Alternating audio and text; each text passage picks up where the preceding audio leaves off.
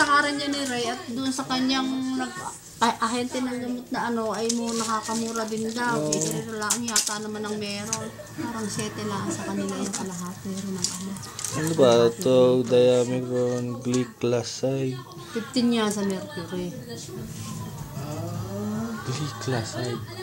Oo nga po. Glycoside, meron pa siyang generic niyan. Right Med. Parang 5 piso isa. Nagpapatanong ako kay Red Kitese raw na ininom ganito rin.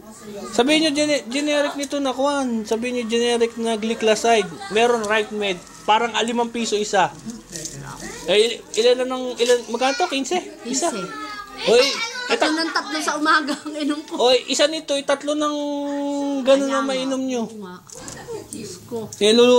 Nagulo ko lang yung mga pe-presyon kayo ng branded na gamot eh, hindi na laman. Sabihin ni Gladys yun. Sabi nga ni Toto, ay ano ba yan? Tinutos ko, kulang pang 7,000 sa isang ko sa gamot yun.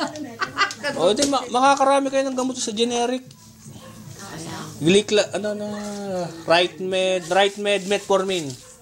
Hindi, Right Med, glycoside. Meron din Right Med nito, medyo mahal. Ano na lang, Neoform na lang. Pinakamura yan. 3 piso lang mahigit isa. Hindi naman kung nabili kay Senin, nakanumik ako, tagal nga inanim, hindi naman na ano. Iwanan mo muna ito sa inyo. At akin ito. Ito kayo meron pa niya sa bahay.